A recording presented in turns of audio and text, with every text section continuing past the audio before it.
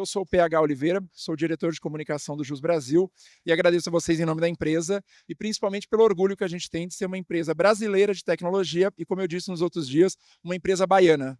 Muita gente não sabe, o Jus Brasil fica em Salvador. Temos muito orgulho de ser uma empresa que faz tecnologia a partir do Nordeste do Brasil. Então, mais uma vez, bem-vindos.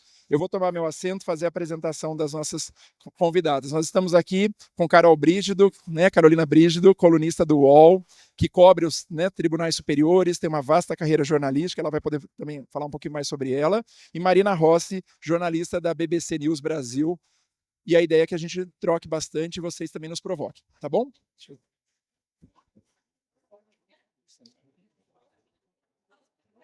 Boa, pessoal. Para começar, eu vou pedir então que as duas, por favor, se apresentem, né? Eu já falei um pouquinho, mas contem mais de vocês, né? Da história de vocês para todo mundo. E na sequência a gente abre as perguntas, tá bom? Quer começar? Bom dia a todos. Bom, é a primeira vez eu acho que eu falo para um público de juristas e advogados. Isso é novo para mim, então é um prazer estar aqui. Agradeço o convite do Jus Brasil. Também não sabia que era uma empresa baiana, fico feliz de saber. Meu nome é Marina Rossi, eu sou jornalista. Hoje eu trabalho na BBC, que é o Serviço Público de Informação do Reino Unido, mas eu trabalhei por 8 anos no El País Brasil. Depois eu trabalhei na Repórter Brasil por 2 anos, que foi onde eu fiz uma investigação grande, que foi um pouco o que provocou, eu acho, o Jus Brasil a me convidar para estar aqui hoje, que é uma investigação que foi muito baseada no uso de dados públicos. Então, vou falar um pouquinho sobre isso com vocês. E acho que é isso. É um prazer estar aqui, gente. Carol? Eu sou a Carolina Brígido. Eu trabalhei durante 20 anos nas organizações Globo, no jornal Globo, na revista Época. Hoje eu estou no UOL, tenho uma coluna sobre judiciário no UOL. E trabalhei também na CNN, sempre como comentarista, analista, dessa parte de judiciário. Tenho lidado com esses temas desde 2001, que eu assisto todos os julgamentos do Supremo Tribunal Federal. Então, assim, eu nunca fiz direito, mas eu conheço quem fez, sabe aquela coisa assim, jornalismo é assim, né? Você não sabe exatamente o assunto, você não domina, mas você conhece as pessoas que podem te explicar. E eu tenho tentado traduzir a linguagem jurídica para o grande público ao longo dos últimos 23 anos. E o meu trabalho é um pouco diferente do da Marina, ela tem esse trabalho mais voltado para os dados.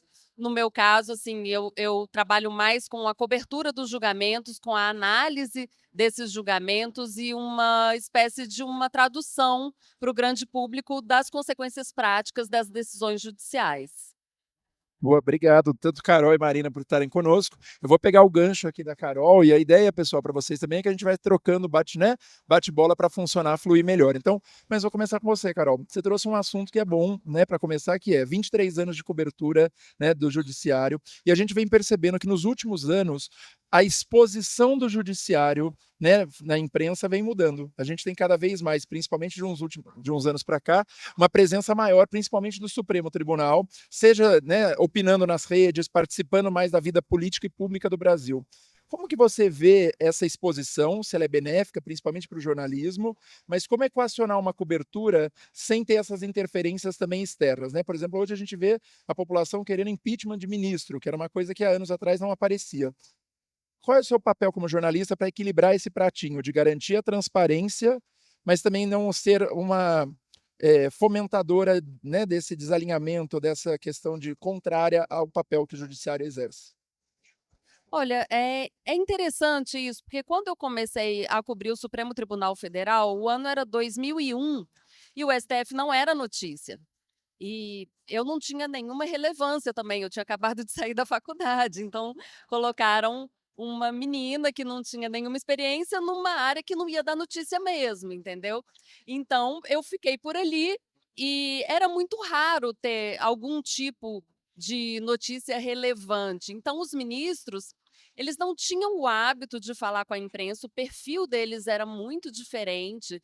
Quando eu comecei a cobrir, era Sidney Sanches, Nery da Silveira, Moreira Alves. Era um pessoal assim que não falava bom dia para a imprensa, porque não fazia nenhum sentido essa interlocução.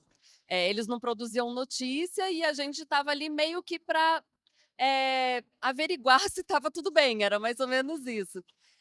E aí depois, no ano seguinte, em 2002, surgiu a TV Justiça. Eu acho que esse foi um grande ponto de virada, porque primeiro mexeu com as vaidades, né? Os ministros queriam aparecer bem, assim, fisicamente, né?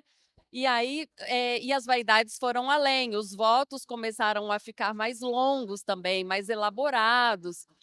Eles estavam aparecendo mais, de repente eles começaram a ser reconhecidos. E o outro ponto de virada foi a chegada do inquérito do Mensalão no Supremo, que foi em 2006, que aí sim os olhos da sociedade começaram a verificar o que estava acontecendo naquele poder. Então, com a ajuda de uma TV institucional e a ajuda de uma notícia, né, aquilo logo virou uma grande sensação. E a imprensa começou a observar mais de perto a atividade do Supremo Tribunal Federal e eu já estava lá. Então, para mim foi bom, assim, eu já tinha aprendido como lidar com aquelas pessoas, com aquelas autoridades, porque assim, é uma lógica totalmente diferente. Antes disso, eu cobria Congresso Nacional. No Congresso, os parlamentares querem muito falar, eles querem muito dar entrevista, eles querem muito aparecer. Os juízes não queriam muito aparecer, não era de interesse deles, eles não precisavam ser eleitos nem nada. Hoje em dia, eles precisam aparecer de alguma forma, porque o que eu sinto é que nesses últimos anos, depois do governo Bolsonaro, o judiciário ficou muito, sendo bastante atacado, por motivos às vezes injustos e outras vezes motivos fabricados pelo próprio judiciário. Independente do motivo, o judiciário está na vitrine. Então, de certa forma, o judiciário tem vindo a público mais, né, numa postura mais defensiva, né? A gente vê agora essas denúncias do STJ recentes de suspeita de venda de sentença em 5 gabinetes de ministros do STJ. O STJ, a comunicação do STJ não está sendo assim de explicar, está sendo sempre na defesa. Primeiro sai uma reportagem atacando, depois eles se comunicam para poder se defender. Então, eu sinto que agora os juízes têm uma necessidade maior de aparecer, mas nessa qualidade de estou sendo atacado, então vão me explicar.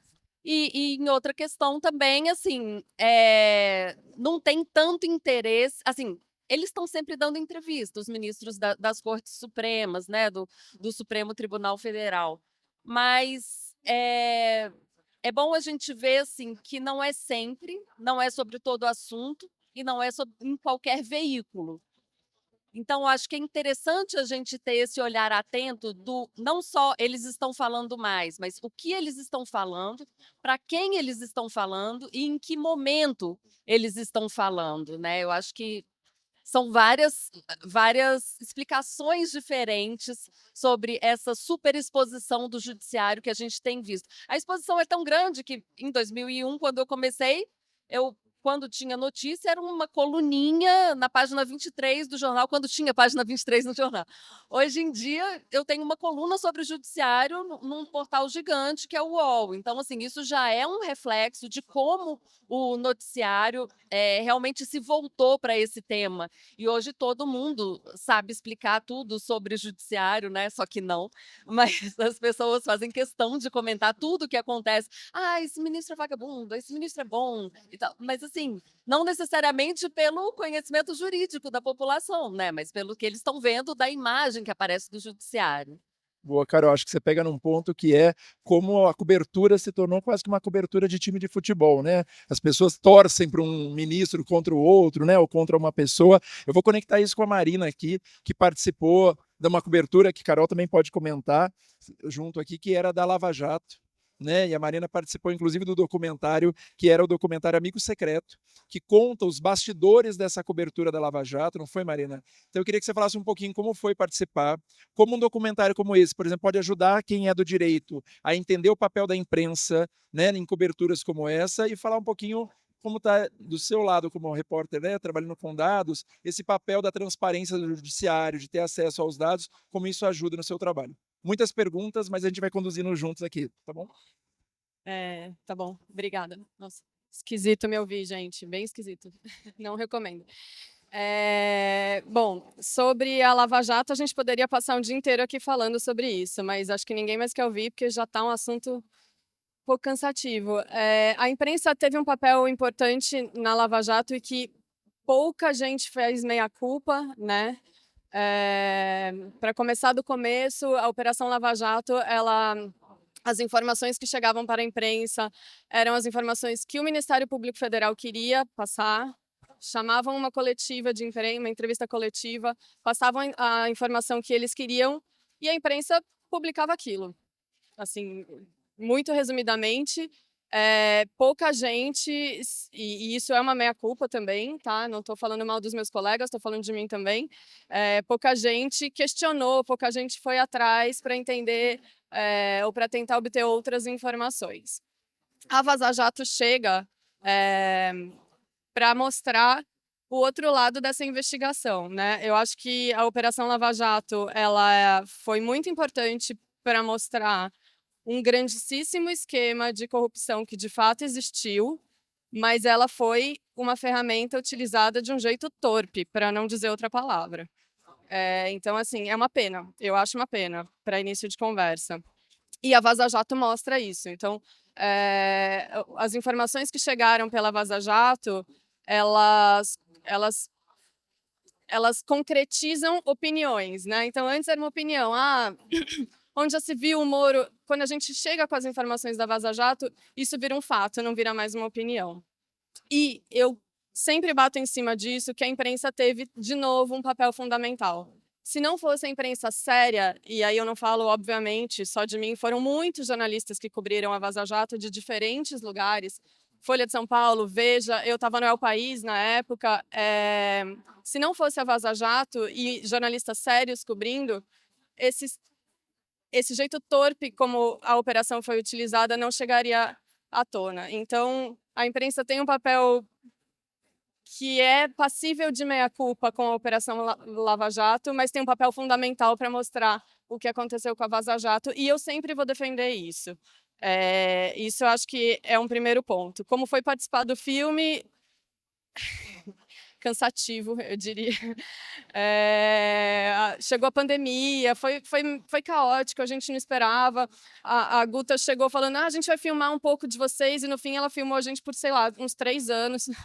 Foi uma coisa assim, mas foi legal, foi interessante, eu não tinha dimensão do que ia ser aquele filme quando a gente começou, quando a gente topou, e acho que ele tem um papel importante nessa história da Lava Jato.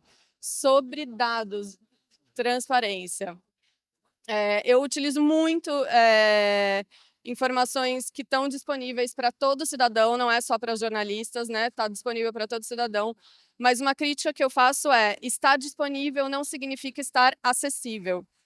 Né? Eu acho maluco você ter que baixar um manual para poder baixar um dado. Tipo, não faz nenhum sentido isso. Então, assim, a informação ela está lá, mas as pessoas não conseguem acessar, e se conseguem acessar, não conseguem entender. Isso não é informação acessível, isso não é transparência, no meu ponto de vista. Eu acho que o Jus Brasil tem um papel legal nesse sentido de tentar explicar para as pessoas o que está acontecendo dentro dos processos, né? Porque vamos falar mal dos dados, mas vamos falar mal do juridiquês também, com todo respeito, gente. Não dá, né? A gente não consegue entender, né? Assim, saiam na rua e perguntem para uma pessoa se elas sabem o que é trânsito em julgado, para começar, assim, tipo, uma coisa básica para vocês. Ninguém sabe, cara. Então, assim, é preciso acessibilizar não só dados, não só informações públicas, como o linguajar do jurídico também. Né? Eu acho que a Carol falou muito bem aqui sobre acessibilizar essa informação, traduzir essa informação, que não deveria ter que ser traduzida, mas ela ainda é. Né? Assistir os ministros do Supremo falando, é ouvir em outra língua, praticamente, assim, a não ser quando eles se xingam, a gente consegue entender bem, né, isso acontece de vez em quando, mas de resto é um pouco surreal. Então, os dados são importantes, os dados estão ali, mas eles não estão acessíveis. Eu acho que é isso que eu queria deixar aqui de registro. Boa. E aí eu vou pegar a Carol, então, que, bom, já que você puxou o gancho. Carol, você falou no começo, falava que em 2001, quando você começou, era uma, né, uma tripinha na página 23 quando eu vim. Hoje você tem uma coluna, né, uma sessão ali no UOL super acessada. Aliás, recomendo a todos, quem não acompanha, acompanhe tanto Carol quanto Marina na BBC para se informar do que está acontecendo no judiciário e com o jornalismo de dados. Vale a pena. Eu sou leitor das duas e recomendo. Mas eu queria perguntar para ti, vamos fazer um pouco disso que a Marina trouxe, de traduzir o juridiquês, né? E aí nós estamos falando das altas cortes, do Supremo. Como você consegue equilibrar, de garantir que a informação tenha, né, ali a qualidade, e qual é o papel que a transparência, que os dados públicos, né, abertos te ajudam nisso, né, para poder entender onde está o processo, enfim, como está andando e traduzir isso para o seu leitor. Não é mágica, a gente sabe. Conta um pouquinho da sua receita, como você trabalha com isso no dia a dia. Olha, é bastante difícil, eu acho, porque você tem a tarefa de explicar em português que o trânsito em julgado é quando você não pode mais recorrer daquela decisão e tal, não sei o quê. Então, não. E precisa estar juridicamente correto e inteligível para as pessoas. Então, é uma linha tênue. Muitas vezes a gente traduz e vem algum juiz e. Teve um dia desses, eu publiquei uma notícia, um exemplo prático. Como que era? Era tipo, o ministro não deu seguimento ao processo, era um pedido de habeas corpus, era isso. E aí ele não julgou por uma questão técnica, não deu seguimento, aí eu falei, então, assim, na prática foi negado. Aí esse ministro me ligou, não, eu não neguei, eu nem julguei. Sim, mas assim, o direito da pessoa não foi atendido, o pedido da pessoa não foi atendido, o cara continuou preso. Logo, ele não obteve o habeas corpus. Não, mas eu não julguei. Sim, senhor, mas assim, o efeito prático é esse. Não adianta eu explicar o juridiquês e eu não explicar o efeito prático. Então, isso algumas vezes gera uma certa indisposição com o agente público que tomou aquela decisão. Um pouco do que a Marina falou também. Por exemplo, na Lava Jato, a gente ficou muito refém das notícias do Ministério Público, na época da Força Tarefa de Curitiba, porque era quem queria falar. Muitas vezes a imprensa, vocês leem o jornal e falam, mas essa notícia está deturpada, porque só tem um lado. Mas por que só tem um lado? O juiz quis falar? Não. O advogado quis falar? Não. O Ministério Público quis falar? Sim. E aí, o que você faz? Eu não vou dar essa notícia porque só uma pessoa que falou? Gente, você procura todos os vértices daquela notícia, todos os enfoques. Ninguém quer falar? Então, assim, o judiciário, tradicionalmente, é o vértice dessa conta que fala menos. Aquela questão clássica, o juiz fala nos autos. Sim, tudo bem, o senhor pode falar nos autos, mas o senhor vai precisar me explicar o que tem nesses autos, porque nem sempre esses autos são inteligíveis. Eu me lembro uma vez, no meio da Lava Jato, teve uma história que o Supremo, na verdade não, foi no impeachment de Dilma. Teve uma história que o Supremo fez um rito do impeachment, que aí teve uma decisão do ministro Edson Fachin, uma decisão da ministra Rosa Weber, que saíram no mesmo dia sobre um rito do impeachment, que teria que correr no Congresso Nacional. E aí, a gente, assim, no Supremo tem um comitê de imprensa que tem os jornalistas de todos os veículos que estão cobrindo ali. E muitas vezes ninguém entende nada. Assim. Se você coloca numa sala 15 jornalistas que cobrem aquilo há bastante tempo e ninguém entendeu, eu acredito que o problema não seja do jornalista. Assim. E aí a gente estava com dúvida, era o seguinte, a gente não sabia dizer se as decisões eram iguais ou se elas tinham algum ponto de divergência. E daí a gente foi para a porta da segunda turma, porque o jornalismo não tem nada de glamour. A gente é reporteiro, na verdade, a gente fica na porta das pessoas esperando elas atenderem a gente ou não. E passa a ministra Rosa Weber. Ministra Rosa Weber não dá entrevista, mal fala bom dia para os jornalistas. E aí ela passou e a gente falou, ministra, a gente não entendeu essa decisão, a senhora pode explicar? Não era um pedido de entrevista, era um pedido de explicação. Aí ela falou, não, tudo que eu tinha que dizer está nesse papel. Aí tá bom. Aí eu sei que um deu a notícia, outro deu a notícia, eu trabalhava no Globo, né? E aí o meu editor me ligou, e aí, ó, o G1 já deu, o Estadão já deu, a Folha já deu, você não deu, por quê? Por que que você não deu? Porque eu não entendi. Aí era uma pressão tão grande que eu falei, tá bom, vou publicar. Sabe quando você publica assim, tipo, uma notícia tão neutra que ninguém vai entender, assim, não tá errada porque não explica nada, entende? Só para você publicar. Tipo isso. Aí eu publiquei, não, tudo bem, publiquei, lavei minhas mãos. O que que tá escrito? Eu não sei. Aí tá. Tipo o ministro Rosa Weber, o que eu queria dizer tá escrito aí, vocês que se virem para entender. Aí daqui a pouco liga o assessor da ministra Rosa Weber no comitê de imprensa do Supremo. As notícias de vocês estão todas erradas. Ah, que ótimo. Aí eles divulgam uma nota explicando o que tinha na decisão. Ou seja, precisou errar para a pessoa explicar, entendeu? Aí todo mundo publicou uma correção errata. Na verdade, foi isso, isso, isso. Mas a gente tentou, sabe? A gente deu o melhor de si para tentar apurar. Mas quando a fonte não quer falar com o jornalista, não tem muito o que fazer. Então, uma coisa é não dar entrevista. Outra coisa é não explicar o que deveria ser público, isso que a Marina estava falando.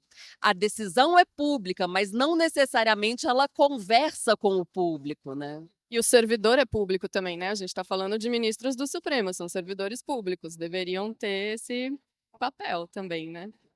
Sim, eles têm o dever de prestar contas para a sociedade de uma certa maneira, né? Não é só publicando uma decisão, é fazendo com que ela seja inteligível e a interlocução entre eles e a sociedade somos nós. Então, precisa explicar para a gente, né?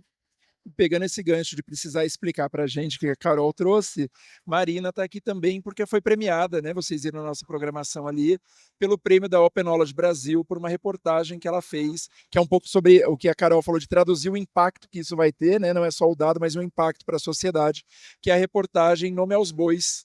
E eu queria que você contasse um pouquinho o que, que é a reportagem, para quem não conheceu, o papel que teve, os dados abertos, porque quando a gente fala também, né, pessoal, para quem está assistindo e acompanhando, a importância de ter o dado público e transparente é fundamental. Mas para exercer o jornalismo de dado, é preciso que este dado tenha qualidade, esteja organizado, né? Porque senão você dá uma.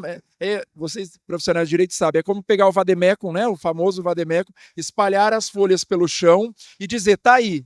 Agora, né, faz a sua petição. Você fala, mas por onde eu começo? E é um pouco sobre isso, né? Dar os dados largados, sem organização, também é muito ruim, né? Não é dar transparência. E aí eu queria que você contasse um pouquinho como foi a reportagem. A gente sabe, né? Tem um papel do Jus Brasil ali te apoiando nisso. Então, se você puder contar, pessoal. Bom, esse foi uma reportagem especial que eu fiz na Repórter Brasil. Quem não conhece a Repórter Brasil é uma ONG que há mais de 20 anos atua na promoção dos direitos humanos. Eles têm uma pegada muito forte em combater o trabalho escravo.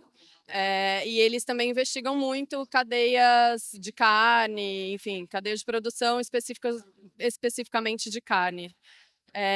Eu, quando entrei lá, o país tinha acabado de fechar. Eu nunca tinha coberto nada sobre cadeia de carne, não conhecia nada. Cadeia de produção, né? Frigorífico, enfim, fazendas, produção de carne mesmo, boi, gado. E eu nunca tinha coberto nada sobre isso. E aí, na época, a coordenadora de jornalismo da Repórter Brasil, que é a Ana Magalhães, me falou, olha, eu estou pensando aqui num especial para a gente dizer da onde vem a carne que as pessoas comem, porque eu imagino aqui que vocês não sabem de onde vem, né? A gente pode imaginar de onde vem talvez o milho, a gente pensa num grande produtor, talvez o molho de tomate tem marca, né? O óleo tem marca, a carne não tem marca, a gente não sabe de onde ela vem, né? E a suspeita da minha então coordenadora, a Ana Magalhães, era que grande parte da carne que a gente come tem passivo ambiental, ou seja, vem de fazenda que tem multa ambiental, embargo ambiental. E aí ela falou, investiga isso aí. Falei, beleza, vamos lá. A gente partiu de uma lista que a gente fez a partir de informações do INCRA com as maiores fazendas do país. Isso está público, está tudo público, tá? Todas as informações que eu usei são públicas. Então, a gente pegou as maiores propriedades do país por tamanho, pegamos as 50 maiores, e aí eu comecei a investigar os donos dessas fazendas, quem eram. E a partir daí eu fui filtrando até chegar em 10 das maiores. Maiores por várias razões, não só pelo tamanho, mas por produção, por quantidade, por tamanho do rebanho. Curiosamente, nenhuma fazenda diz quanto tem de gado dentro da sua propriedade. É muito difícil falar com um proprietário de fazenda no Brasil. Assim, eu consegui entrevistar um. Eu falei de 10, eu consegui entrevistar só um, que me chamou, me convidou para o escritório dele e falou, vamos conversar. Quase todos eles tinham ou passivo ambiental, que é multa por desmatamento ilegal, ou áreas embargadas, porque não resolveu a questão ambiental, ou tinha histórico de trabalho escravo, ou tinha questões trabalhistas, e aí entra o trabalho do Jus Brasil, eu usei bastante, né, procurando o nome deles. Então, assim, a carne, tudo isso para concluir que grande parte da carne que a gente come pode sim estar com uma pegada no desmatamento. E para chegar nesses 10 nomes, a gente usou dados do IBAMA, do ICMBio, do INCRA, a gente cruzou dados com dados jurídicos do Jus Brasil, a gente resgatou todas as autuações por trabalho escravo em fazenda. Enfim, foi um trabalho que levou um ano para ser feito, e aí a gente terminou com esse nome aos bois.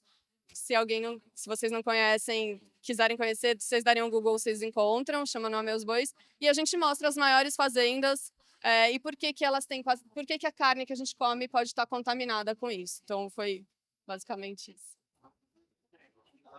Marina, aproveitando antes de passar para a Carol, você fez a reportagem, né?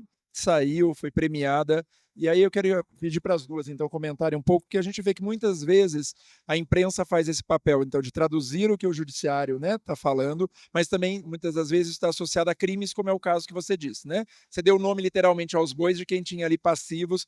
O que aconteceu depois, né? E como ficou essa cobertura? Então eu te pergunto isso, aproveitando para a Carol também, Carolina que está aqui. Como é o depois, quando você faz a cobertura e expõe uma situação ali do sistema judiciário, e aí vale para as duas, essas reações que a gente vê da sociedade? Porque muitas vezes alguém vai falar, essa daí defende A ou B, né? E a gente já viu perseguição, ameaça a jornalista. Então, a pergunta é dupla, o que acontece depois que o caso vem à tona? Você acompanhou, você viu o desdobramento do impacto disso, vale para a Carol também na sua cobertura, e como vocês reagem a esse mundo que a gente fala da polarização política, mas também sobre o trabalho da imprensa, né? Porque quando você expõe um caso como esse, certamente tem quem aplauda, mas também quem ataca pedra. Começo com você. Bom, a discussão sobre a cadeia de carne no Brasil, ela vem sendo feita já há muitos anos, desde 2009, quando foi estabelecido o chamado TAC da carne. Foi um trabalho do Ministério Público Federal que chamou os frigoríficos e falou, olha, não dá para vocês comprarem mais carne de fazendas com passivos ambientais, vamos fazer alguma coisa. Então, assim, esse trabalho que eu fiz, ele vem nessa esteira de já haver uma discussão sobre isso.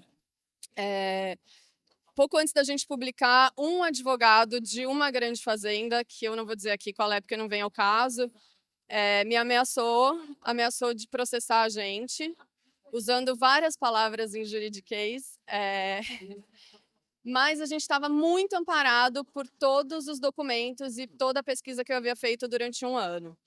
E também pela valentia da Repórter Brasil, que como instituição falou, então vem para cima. A gente não foi processado, porque de fato a gente não publicou nenhuma informação verídica, nenhuma informação que não poderia ser provada, mas isso parou um pouco o processo, assim, fez a gente parar, voltar, olhar para aquilo, né? Deu uma atrasadinha ali, diria, na publicação, por essa ameaça. É um grande produtor que sempre ameaça mesmo, e enfim, a gente não foi processado, a discussão ela já vem acontecendo, então assim, eu não posso dizer que o meu trabalho fez com que não, assim, ele vem nessa esteira já de algo que já vem acontecendo ainda bem, né, gente? Já passou do tempo da gente não pensar mais de onde vem a comida que a gente come, né? Então assim, que bom que isso está acontecendo. Esse trabalho foi um trabalho premiado. Foi mais de 15 pessoas que fizeram parte dele. Então, assim, eu fiz a investigação, mas tem toda uma equipe que fez a plataforma, que fez a parte gráfica, que fez a checagem. Enfim, eu não fiz nada sozinha. Ele foi premiado pelo Prêmio Gabriel Garcia Marques de Jornalismo, que é um dos maiores do mundo. Foi premiado pelos Direitos Humanos da Open Knowledge, que é também uma grande premiação. Enfim, ele teve a sua relevância, mas, de novo, ele vem nessa esteira já dessa discussão. Então, tipo, é só mais uma pecinha ali que é importante, mas não é sozinha. Eu vou falar um pouco da minha experiência, que é um pouco diferente da experiência da Marina, porque eu trabalho muito com tribunais superiores e muito no contato direto com magistrados e operadores do direito de um modo geral. E como eu disse para vocês, essas pessoas muitas vezes elas não querem dar declaração, mas elas falam em off. O off é quando alguém te passa uma informação, você não fala quem te passou essa informação, mas você noticia aquele fato a partir de algum tipo de checagem. Claro, uma pessoa não pode chegar para você, falar mal da Marina, você não checou nada e fala: olha, falaram mal da Marina, mas não vou nem contar quem é. Não é assim que funciona o off. Tipo, você tem que ter uma informação. Por exemplo, você conversa com, sei lá, existem 11 ministros no STF. Se você fala em off com 6, 7 ministros que te falam uma tendência de um resultado de julgamento, você tem um grau de certeza muito grande para poder noticiar aquilo. Então, não é uma pessoa que te falou que acha que vai acontecer alguma coisa, é um conjunto de pessoas que te falou informações que casam entre si e você, a partir disso, você adquire uma certa convicção a ponto de publicar aquilo. E eu trabalho muito dessa forma. Porque, como vocês sabem, né, nenhum juiz pode falar antes de julgar como que ele vai votar, assim, porque senão ele estaria impedido de votar, inclusive pela Lomã. Então, eu trabalho muito dessa forma. E só que acontece que o off nem sempre ele é bem aceito pelas pessoas, pelas fontes, pelas autoridades. E algumas autoridades querem de alguma forma, te desautorizar a credibilidade da sua informação, porque não tem ninguém dando a cara para assumir aquela informação publicamente. Então, muitas vezes, eles atacam o jornalista e falam: essa pessoa mentiu, porque não tem ninguém falando. E assim, não se pode quebrar off. Off é uma garantia da profissão do jornalista. Assim como os juízes têm suas garantias, vitaliciedade, na mobilidade, o jornalista tem também suas garantias. Eu não posso chegar para alguém, nem para o meu editor, nem para ninguém, e falar de quem é aquele off. Eu tenho que ter uma confiabilidade. Então, assim, o que acontece? Pessoas atacam, sim, quando a gente publica matérias desse tipo.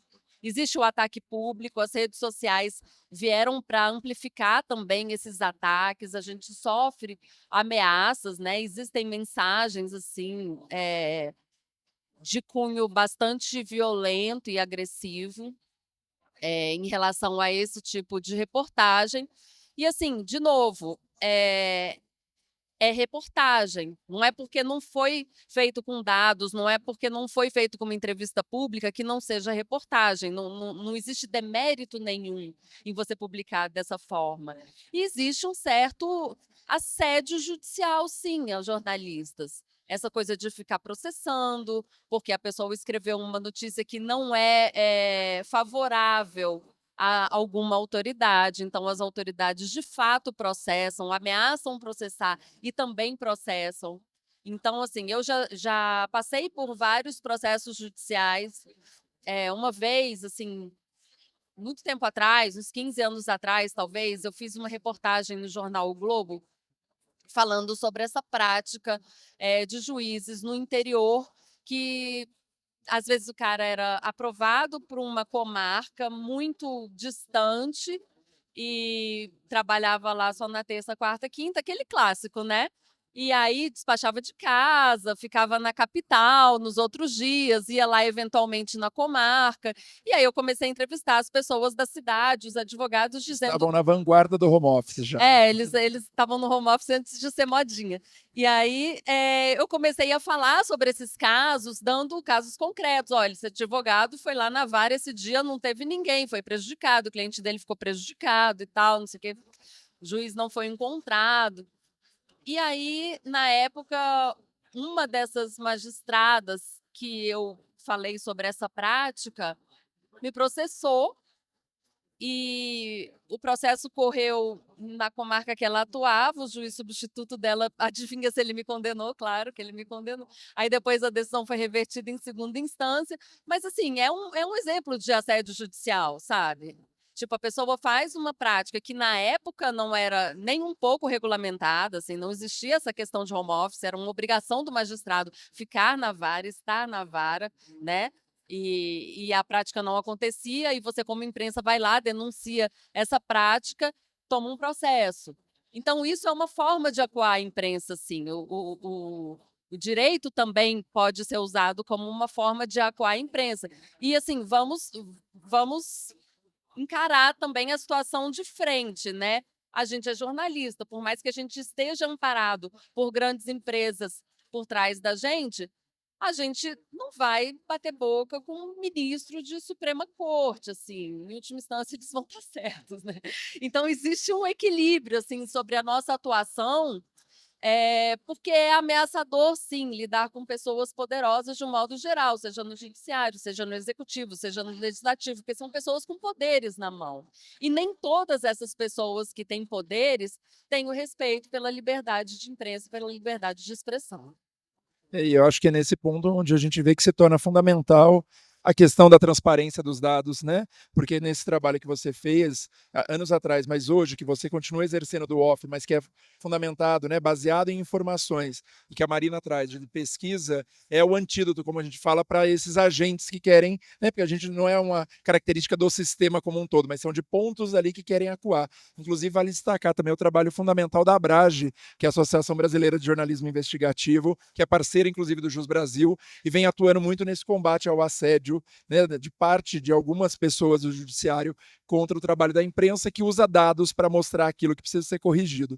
Eu vou fazer uma pausa na nossa conversa entre nós para convidar a nossa plateia, se alguém quiser fazer alguma pergunta, só levantar a mão. Lembrando, como o jornalista fala, não tem pergunta errada, sintam-se à vontade, se alguém quiser questionar alguma coisa, senão a gente daqui a pouco está encaminhando para o final da nossa mesa. Alguém quer fazer alguma dúvida, levantar a mão? Você? Vou levar o microfone aí.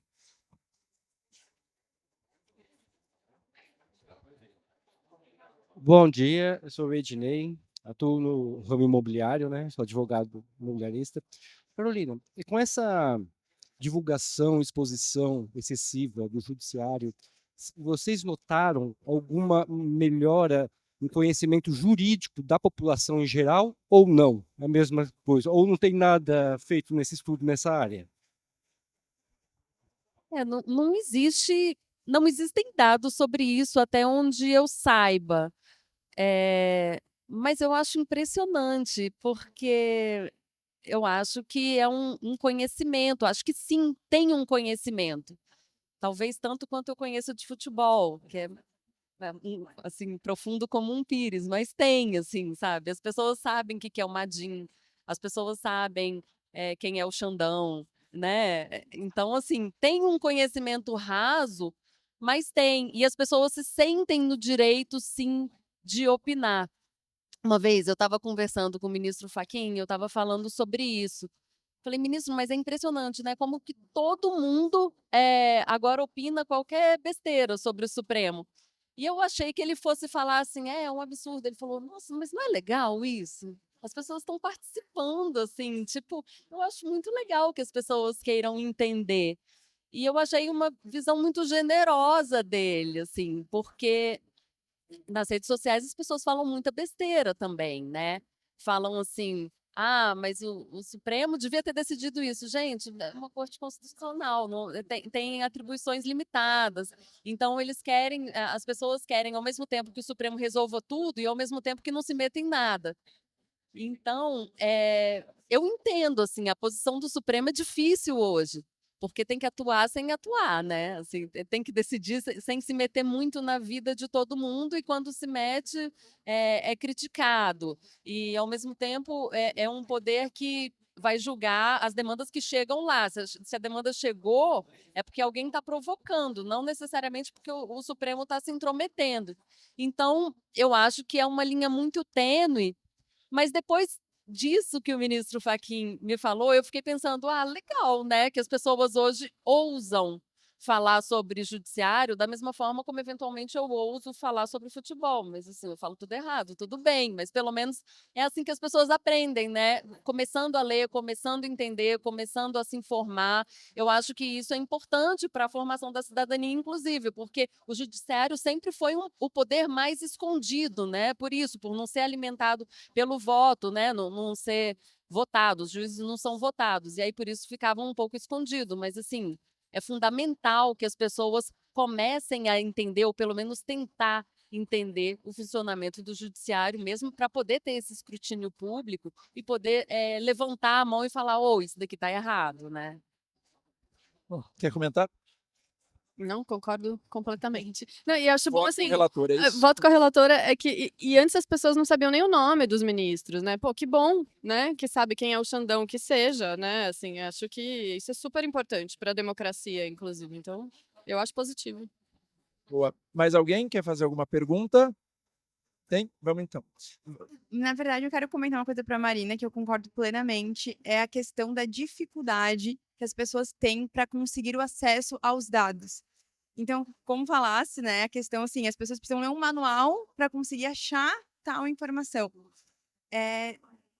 Tu tens algum plano, alguma dica para que a gente conseguisse passar para as pessoas uma forma mais fácil, a população em geral, de ter acesso a alguns dados, assim? Eu acho que hoje eu vejo assim, tem TikTok, tem Instagram, mas muito pouco se fala sobre isso, sobre a gente facilitar as pessoas a ter acesso à informação verídica, a dados, porque todo mundo opina, né? Mas assim, quando for para dizer, onde é que tu encontrou isso? Eu não encontrei. Mas se tu vai pesquisar bem profundamente, tu encontra. Obrigada. Eu acho que uma coisa é a gente falar de dados, né? Dados públicos. E aí é isso. Eu não tenho nenhuma dica, infelizmente, adoraria ter. Aprendi procurando. Agora mesmo eu estou fazendo um trabalho grande que requer dados do Banco Central. Cara, é o caos, assim, tá tudo ali, mas não tá. Então, assim, não tem essa dica, infelizmente, mas a outra coisa é informação, né? Uma coisa é dado, outra coisa é informação. Dica de informação verídica, imprensa credibilizada, gente, pelo amor de Deus, né? Assim, eu ainda ouço da minha mãe, eu vi no Facebook, bicho, não dá.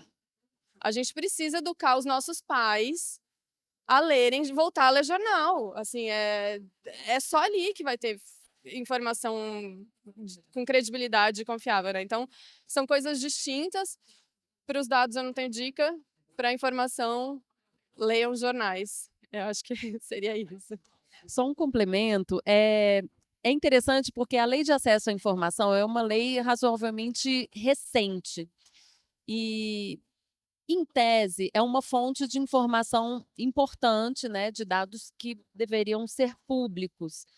Mas eu confesso que todas as tentativas que eu fiz de fazer reportagem com base na lei deram em nada, porque muitas vezes por exemplo, esses dados de viagens de ministros de Supremas Cortes, dados de uso de avião da FAB, coisas que deveriam ser públicas, você pergunta, aí vence o prazo da resposta e chega uma resposta assim: esse dado é de segurança nacional. E aí você não faz a reportagem. Ou então fala assim, se você entrar no site, lá nos sites todos das Forças Armadas, tem publicamente os dados de voo da FAB, mas é assim, você tem que entrar dia por dia, checar nome por nome. Então, o que a Marina falou, os dados são públicos, mas eles não são acessíveis.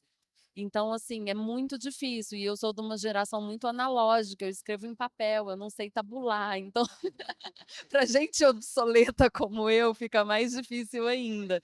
Então, é isso. Muitas vezes os dados estão lá, a lei está lá te assegurando que você tem acesso a eles, mas você não consegue na prática, a não ser que você tenha um robô para tabular aquilo para você.